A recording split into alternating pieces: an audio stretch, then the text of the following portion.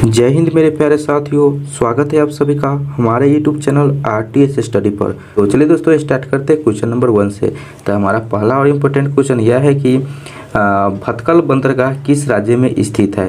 केरल में, महाराष्ट्र में, कर्नाटक में या तमिलनाडु में?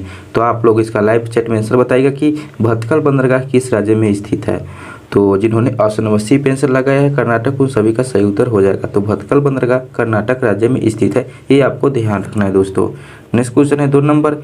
विश्व का सबसे बड़ा डेल्टा सुंदरवन का डेल्टा है जिसका क्षेत्रफल है 44,000 वर्ग किलोमीटर, 32,000 वर्ग किलोमीटर, 60,000 वर्ग किलोमीटर या 75,000 वर्ग किलोमीटर। तो आप लोग 2 नंबर का आंसर बताइएगा कि विश्व का सबसे बड़ा डेल्टा सुंदरवन डेल्टा है, उनका क्षेत्रफल कितना है। तो उनका क्षेत्रफल है तो 75,000 वर्ग किलोमीटर, ये आपको ध्यान रखना है। तो 2 नंबर का डी इसका राइट आंसर हो जाएगा दोस्तों। 2 नंबर से आपको 2 क्वेश्चन हो जाता है कि विश्व का सबसे बड़ा डेल्टा कौन है, तो सुंदरवन डेल्टा है, और उसका क्षेत्रफल कितना है, तो 75,000 वर्ग किलोमीटर, ये भी ध्यान रखना है, ठीक है। नेक्स्ट क्वेश्चन है 3 नंबर क्वेश्चन। 3 नंबर में कि निम्नलिखित किस वर्ष को भारतीय स्वतंत्रता संग्राम का विभाजन हिंदू माना जाता है? 1905, 1920, 1930 या 1942? तो आप लोग लाइव चैट में आंसर बताइएगा कि किस वर्ष को भारतीय स्वतंत्रता संग्राम का विभाजन हिंदू माना जाता है। तो ये माना जाता है 1905 को माना जाता है। तो ऑप्शन नंबर ए इसका राइट आंसर हो जाएगा। 3 नंबर का ए सही उत्तर हो जाएगा दोस्तों। नेक्स्ट क्वेश्चन की बात करते हैं 4 नंबर, और 4 नंबर है कि निम्नलिखित में से कौन सा सत्याग्रह या आंदोलन किसानों से संबंध नहीं था? बारदोली सत्याग्रह, अहमदाबाद सत्याग्रह, चंपारण सत्याग्रह या खेड़ा सत्याग्रह? तो आप लोग आंसर बताइएगा कि कौन सा सत्याग्रह है, यानी कि आंदोलन है जो किसानों से संबंधित नहीं है। तो यह जो है अहमदाबाद सत्याग्रह या किसानों से संबंधित नहीं है। तो ऑप्शन नंबर बी इसका राइट आंसर हो जाएगा। 4 का बी नंबर सही उत्तर हो जाएगा दोस्तों। नेक्स्ट क्वेश्चन की बात करते हैं 5 नंबर। 5 में कि कॉमनवेल्थ खेल कितने वर्ष बाद आयोजित किए जाते हैं? 1 वर्ष, 2 वर्ष, 3 वर्ष या 4 वर्ष? तो आप लोग लाइव चैट में आंसर बताइए 5 नंबर का कि कॉमनवेल्थ खेल कितने वर्ष बाद आयोजित किए जाते हैं। तो ये जो आयोजित किए जाते हैं तो 4 वर्ष बाद आयोजित किए जाते हैं। तो 5 का डी नंबर सही उत्तर हो जाएगा दोस्तों। नेक्स्ट क्वेश्चन है 6 नंबर। 6 नंबर है कि लाई डिटेक्टर यंत्र से सूचना मिलती है शारीरिक ताप परिवर्तन की, शरीर में छिपाए गए सोने की, शरीर में छिपाए गए मादक पदार्थों की, या शरीर के नाड़ी या श्वसन की गति में हो रहे परिवर्तनों की? तो आप लोग 6 नंबर का आंसर लाइव चैट में बताइए कि लाई डिटेक्टर यंत्र सूचना मिलती है, यानी इससे क्या सूचना मिलती है? तो इससे जो सूचना मिलती है कि शरीर के नाड़ी या श्वसन की गति में हो रहे परिवर्तन की। तो ऑप्शन नंबर डी इसका राइट आंसर हो जाएगा। जिन्होंने 6 का डी आंसर लगा रहा है उन सभी का सही उत्तर हो जाएगा दोस्तों। नेक्स्ट क्वेश्चन है 7 नंबर। 7 नंबर में कि किस अक्रिय गैस के 22वीं कक्षा में इलेक्ट्रॉनों की संख्या होती है? यानी कि पूछ रहा है कि अक्रिय गैस में 22वीं कक्षा में इलेक्ट्रॉनों की संख्या कितनी होती है? 6 होती है, 7 होती है, 8 होती है या 9 होती है? तो आप लोग 7 नंबर का लाइव चैट में आंसर बताइए कि किस अक्रिय गैस में 22वीं कक्षा में, यानी कि अक्रिय गैस की 22वीं कक्षा में इलेक्ट्रॉनों की संख्या कितनी होती है? तो इसमें जो इलेक्ट्रॉनों की संख्या होती है तो 8 होती है। तो ऑप्शन नंबर सी इसका राइट आंसर हो जाएगा दोस्तों। तो 7 का सी नंबर सही उत्तर है दोस्तों।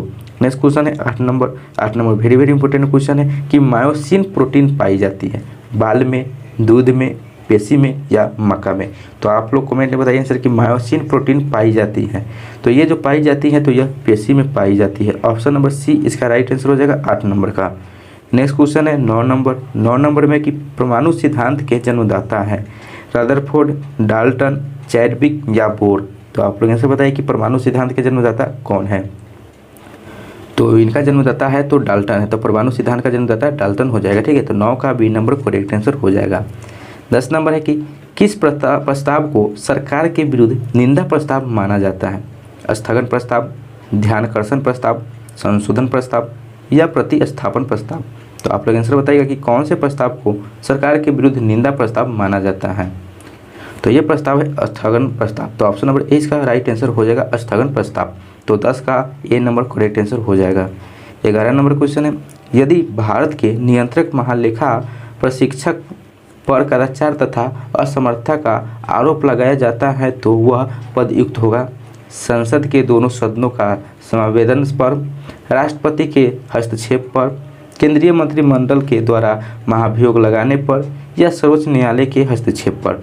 तो आप लोग आंसर 11 का बताइएगा कि जब भारत के नियंत्रक एवं महालेखा परीक्षक पर कदाचार तथा असमर्थता का आरोप लगाया जाता है तो वह पद युक्त होगा, तो वह होगा संसद के दोनों सदनों का समावेदन पर होगा। तो ऑप्शन नंबर ए इसका राइट आंसर हो जाएगा।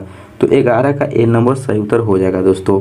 नेक्स्ट क्वेश्चन है 12 नंबर में है कि निम्नलिखित किस अनुच्छेद में राज्यसभा को यह अधिकार है कि 2/3 बहुमत से किसी नई अखिल भारतीय सेवा को स्थापित करे?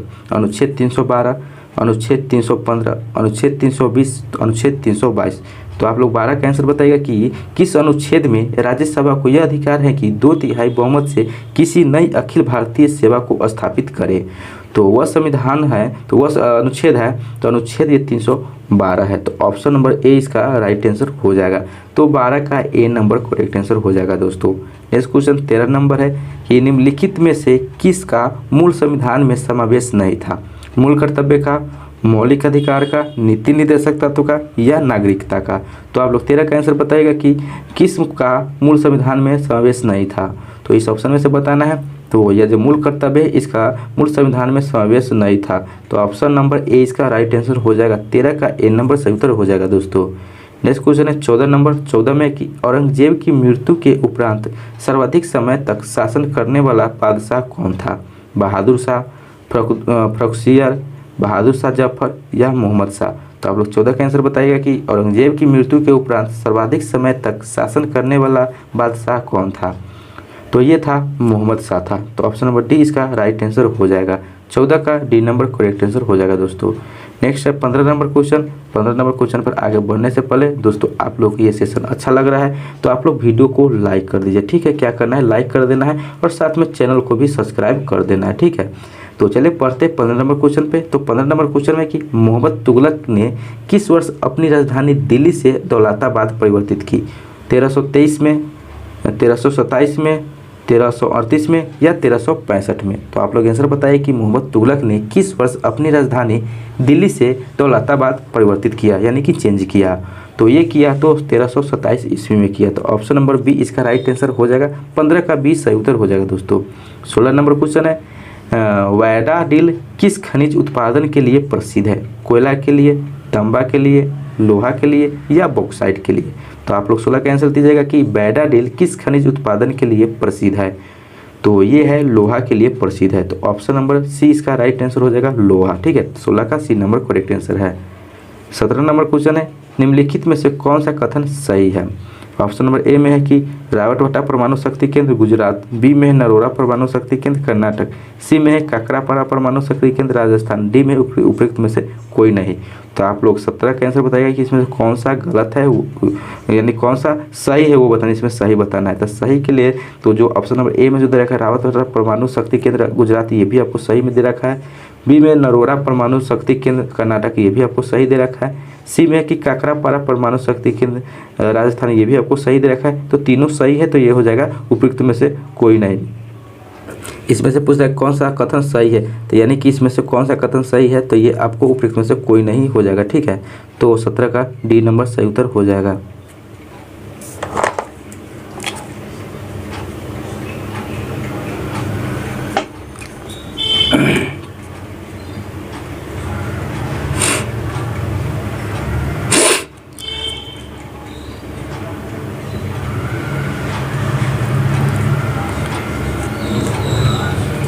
सत्रह नंबर क्वेश्चन में कि निम्नलिखित में से कौन सा कथन सही है, इसमें सही बताना है। ऑप्शन नंबर ए में रावतवटा परमाणु शक्ति केंद्र गुजरात, बी में नरोरा परमाणु शक्ति केंद्र कर्नाटक, सी में है काकरापारा परमाणु शक्ति केंद्र राजस्थान, डी में है कि उपयुक्त में से कोई नहीं। तो आप लोग 17 का आंसर बताइए कि इनमें से कौन सा सही हो जाएगा। तो इसका आंसर हो जाएगा ऑप्शन नंबर डी, इनमें से कोई सही नहीं, ये सभी गलत दे रखा है। तो ऑप्शन नंबर डी इसका राइट आंसर हो जाएगा 17 का। नेक्स्ट क्वेश्चन है 18 नंबर। 18 में कि नर्मदा और ताप्ती के बीच कौन सा पहाड़ है? अरावली, अजंता, सतपुरा, विंध्याचल। तो आप लोग 18 का आंसर बताइए कि नर्मदा और ताप्ती के बीच कौन सा पहाड़ है? तो ये जो पहाड़ है तो सतपुरा का पहाड़ है। तो ऑप्शन नंबर सी इसका राइट आंसर हो जाएगा। 18 नंबर का सी करेक्ट आंसर हो जाएगा दोस्तों। नेक्स्ट क्वेश्चन है 19 नंबर। 19 में कि भारत की सिक्योरिटी पेपर मिल निम्नलिखित में से किस जगह स्थित है? होशंगाबाद, चंडीगढ़, मद्रास या नासिक। तो आप लोग 19 का आंसर बताइएगा कि भारत की सिक्योरिटी पेपर मिल किस जगह पर स्थित है। तो यह जो होशंगाबाद में स्थित है। तो ऑप्शन नंबर ए इसका राइट आंसर हो जाएगा। तो 19 का ए नंबर सही उत्तर हो जाएगा दोस्तों। नेक्स्ट क्वेश्चन है 20 नंबर। 20 में कि निम्नलिखित में से कौन सा एक जोड़ा गलत है। तो इसमें गलत बताना है कौन सा गलत है, ठीक है। ऑप्शन नंबर ए में है कि संतूर शिव कुमार शर्मा, बी में सितार वादक निखिल बनर्जी, सी में है violin GT N Krishnan, D में है कथक सियाराम तिवारी। तो आप लोग आंसर बताइएगा कि इनमें से कौन सा जोड़ा गलत है वो बताना है। तो इसका राइट आंसर हो जाएगा ऑप्शन नंबर डी में जो दे रखा है कि कथक सियाराम तिवारी, ये आपको जोड़ा गलत दे रखा है। तो 20 का डी नंबर से उत्तर हो जाएगा। नेक्स्ट है 21 नंबर क्वेश्चन। 21 में कि संविधान के किस भाग को भारत का मैग्ना कार्टा कहा जाता है। भाग 2 को, भाग 3 को, भाग 4 को या भाग 6 को। तो आप लोग आंसर बताइएगा लाइव चैट में कि संविधान के किस भाग को भारत का मैग्ना कार्टा कहा जाता है। तो ये कहा जाता है भाग 3 को कहा जाता है। तो ऑप्शन नंबर बी इसका राइट आंसर हो जाएगा। 21 का 20 सही उत्तर हो जाएगा दोस्तों, ठीक है। नेक्स्ट क्वेश्चन है 22 नंबर। 22 में कि कोलाइड का उदाहरण माना जाता है धुआं को, पीतल को, चीनी का शरबत या गोंद को। तो आप लोग आंसर बताइएगा कि कोलाइड का उदाहरण किसको माना जाता है। तो यह जो माना जाता है तो गोंद को माना जाता है। तो ऑप्शन नंबर डी इसका राइट आंसर हो जाएगा। 22 का डी नंबर सही उत्तर हो जाएगा। नेक्स्ट क्वेश्चन है 23 नंबर। 23 में कि सामान्य स्वस्थ मनुष्य का रक्त दाब होता है 120/60, 120/80, 80/120 या 60/120। तो आप लोग आंसर बताइए कि सामान्य मनुष्य यानी कि सामान्य स्वस्थ मनुष्य का रक्तदाब होता है तो यह होता है 120/80 होता है। तो ऑप्शन नंबर बी इसका राइट आंसर हो जाएगा। 23 का बी नंबर सही उत्तर हो जाएगा दोस्तों। नेक्स्ट क्वेश्चन है 24 नंबर। 24 में कि एक सींग वाले गेंडे किस अभयारण्य की अनमोल विरासत है। काजीरंगा की, मानस की, बांदीपुर की या पेरियार की। तो आप लोग आंसर बताइएगा कि एक सींग वाले गेंडा किस अभयारण्य की अनमोल विरासत है। तो यह है काजीरंगा की अनमोल विरासत है एक सींग वाले गेंडा। तो 24 का ए नंबर करेक्ट आंसर हो जाएगा। नेक्स्ट है 25 नंबर क्वेश्चन कि पुनः समझौता था स्वर्ण हिंदुओं तथा दलित बीच समझौता, सरकार तथा दलितों के बीच समझौता, जमींदारों तथा दलितों के बीच समझौता या इनमें से कोई नहीं। तो आप लोग आंसर बताइएगा कि पुनः समझौता था। तो यह पुनः समझौता था स्वर्ण हिंदू तथा दलितों के बीच समझौता था। तो ऑप्शन नंबर ए इसका राइट आंसर हो जाएगा। 25 का ए सही उत्तर हो जाएगा दोस्तों। नेक्स्ट क्वेश्चन है महात्मा गांधी ने हरिजन यात्रा कहाँ से प्रारंभ की। साबरमती आश्रम से, पवनार आश्रम से, वर्धा से या पूना से। तो आप लोग 26 का आंसर बताइएगा कि महात्मा गांधी ने हरिजन यात्रा कहाँ से प्रारंभ की। तो ये कि वर्धा से प्रारंभ की। तो 26 का सी नंबर करेक्ट आंसर हो जाएगा। नेक्स्ट है 27 नंबर क्वेश्चन कि अकबर के समय वित्त मंत्री को क्या कहा जाता था। शाही बख्शी, मोहतासिब, वजीर या दीवाने अल्लाह। तो आप लोग आंसर बताइएगा कि अकबर के समय वित्त मंत्री को क्या कहा जाता था। तो उस समय वजीर कहा जाता था, ठीक है। तो ऑप्शन नंबर सी इसका राइट आंसर हो जाएगा 27 का, ठीक है दोस्तों। नेक्स्ट है 28 नंबर क्वेश्चन साधारण कितने सिख मिसलों का उल्लेख मिलता है। 10, 11, 12 या 13। तो आप लोग आंसर बताइएगा कि साधारणतः कितने सिख मिसलों का उल्लेख मिलता है। तो यह जो मिलता है तो 12 सिख मिसलों का उल्लेख मिलता है। ऑप्शन नंबर सी इसका राइट आंसर हो जाएगा 28 नंबर का। नेक्स्ट है 29 नंबर क्वेश्चन कि विजय स्तंभ का निर्माण किसने करवाया। राणा उदय सिंह ने, राणा प्रताप सिंह ने, राणा कुंभा ने या राणा संगा ने। तो आप लोग 29 का आंसर बताइएगा कि विजय स्तंभ का निर्माण किसने करवाया। तो यह जो करवाया है राणा कुंभा ने करवाया। तो ऑप्शन नंबर सी इसका राइट आंसर हो जाएगा। तो 29 का सी नंबर सही उत्तर हो जाएगा दोस्तों। नेक्स्ट क्वेश्चन है 30 नंबर। 30 में है कि मैंगो सोउंडर किस राज्य के फलों को पकाने में सहायता करता है। उड़ीसा, आंध्र प्रदेश, उत्तर प्रदेश, कर्नाटक। तो आप लोग 30 का आंसर लाइव चैट में बताइएगा कि मैंगो सोउंडर किस राज्य के फलों को पकाने में सहायता करता है। तो यह करता है कर्नाटक के फलों को पकाने में सहायता करता है। तो 30 का डी नंबर सही उत्तर हो जाएगा दोस्तों। नेक्स्ट है 31 नंबर क्वेश्चन। 31 नंबर क्वेश्चन में कि हारमुज जल संधि निम्नलिखित में से किन दो देशों को अलग करती है। ओमान तथा फारसी की खाड़ी, ईरान तथा अफगानिस्तान की खाड़ी, बहरीन तथा कतर या इराक तथा ईरान। तो आप लोग आंसर बताइएगा 31 नंबर का लाइव चैट में कि हारमुज जल संधि निम्नलिखित यानी कि इनमें से किन दो देशों को अलग करती है। तो यह करती है ओमान तथा फारसी की खाड़ी को अलग करती है। तो ऑप्शन नंबर ए इसका राइट आंसर हो जाएगा 31 नंबर का। अगला क्वेश्चन देखते हैं 32 नंबर। 32 नंबर है कि मंगल और बृहस्पति ग्रह की कक्षाओं के बीच सूर्य के चारों ओर परिक्रमा करने वाले सेल के छोटे टुकड़ों के समूह को क्या कहते हैं? उल्का कहते हैं, धूमकेतु कहते हैं, उल्का पिंड कहते हैं या क्षुद्र ग्रह कहते हैं? तो 32 का आंसर बताइएगा कि मंगल और बृहस्पति ग्रह की कक्षाओं के बीच सूर्य के चारों ओर परिक्रमा करने वाले सेल के छोटे टुकड़ों के समूह को क्या कहते हैं? तो उसको कहते हैं क्षुद्र ग्रह कहते हैं। ऑप्शन नंबर डी इसका राइट आंसर हो जाएगा 32 का। नेक्स्ट है 33 नंबर क्वेश्चन कि तमिलनाडु तट पर निम्नलिखित में से किसके द्वारा शीतकालीन वर्षा होती है? उत्तर पूर्व मानसून से, प्रति चक्रवात से या समुद्री तूफानों से? तो 33 का आंसर बताइएगा कि तमिलनाडु तट पर किसके द्वारा शीतकालीन वर्षा होती है? तो यह होती है उत्तर पूर्वी मानसून से होती है। तो ऑप्शन नंबर ए इसका राइट आंसर हो जाएगा 33 नंबर का। 34 नंबर क्वेश्चन है कि सर्वप्रथम किस समिति ने निर्वाचन आयोग को बहुसंसदीय बनाने की सिफारिश की थी? तारनकुंडे समिति, शकधर समिति, संयुक्त संसदीय समिति या गोस्वामी समिति? तो 34 का आंसर लाइव चैट में बताइएगा कि सर्वप्रथम किस समिति ने निर्वाचन आयोग को बहुसंसदीय बनाने का सिफारिश की थी? तो ये की थी संयुक्त संसदीय समिति ने की थी। तो ऑप्शन नंबर सी इसका राइट आंसर हो जाएगा, संयुक्त संसदीय समिति। 34 का सी नंबर सही उत्तर हो जाएगा। नेक्स्ट है 35 नंबर क्वेश्चन। 35 में कि निम्नलिखित में से कौन संघ सरकार के लिए सलाहकारी निकाय के रूप में कार्य करता है? योजना आयोग, राष्ट्रीय आयोग, राष्ट्रीय विकास परिषद या वित्त आयोग? तो 35 का आंसर लाइव चैट में बताइएगा कि कौन संघ सरकार के लिए सलाहकारी निकाय के रूप में कार्य करता है? तो ये करता है योजना आयोग कार्य करता है। तो ऑप्शन नंबर ए इसका राइट आंसर हो जाएगा, 35 नंबर का ए इसका सही उत्तर है। नेक्स्ट क्वेश्चन है 36 नंबर। 36 में है कि पॉलिटिक्स ऑफ चरखा नामक पुस्तक किसने लिखी? केसी मसरूवाला, जेबी कृपलानी, जेसी कुमारपा या बरगली एस तेजेंद्र? तो आप लोग 36 का आंसर बताइएगा कि पॉलिटिक्स ऑफ चरखा नामक पुस्तक किसने लिखी? तो ये लिखी जेबी कृपलानी ने लिखी। तो ऑप्शन नंबर बी इसका राइट आंसर हो जाएगा 36 नंबर का। नेक्स्ट क्वेश्चन है 37 नंबर और 37 में कि दुलहस्ती परियोजना किस नदी पर स्थित है? रावी नदी पर, ब्यास नदी पर, चिनाब नदी पर या झेलम नदी पर? तो 37 का आंसर बताइए कि दुलहस्ती परियोजना किस नदी पर स्थापित है? तो यह जो दुलहस्ती परियोजना है यह चिनाब नदी पर स्थापित है। तो ऑप्शन नंबर सी इसका राइट आंसर हो जाएगा। तो 37 का सी नंबर करेक्ट आंसर होने वाला है। ठीक है दोस्तों। नेक्स्ट क्वेश्चन है 38 नंबर। 38 में कि मुखौटा नृत्य का संबंध है कथकली से, मणिपुरी से, कुचिपुड़ी से या भारतनाट्यम से? तो 38 का आंसर बताइएगा कि मुखौटा नृत्य संबंध किससे है?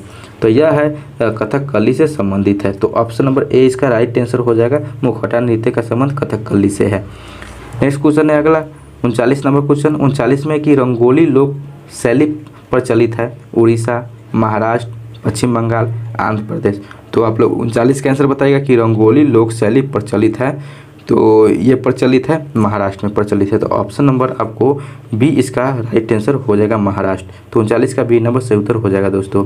नेक्स्ट क्वेश्चन है 40 नंबर क्वेश्चन। 40 में कि पायरोमीटर है सौर विकिरण को मापने का यंत्र, प्रकाश की तीव्रता मापने का यंत्र, ऊष्मा की मात्रा को मापने का यंत्र या वर्षा को मापने वाला यंत्र?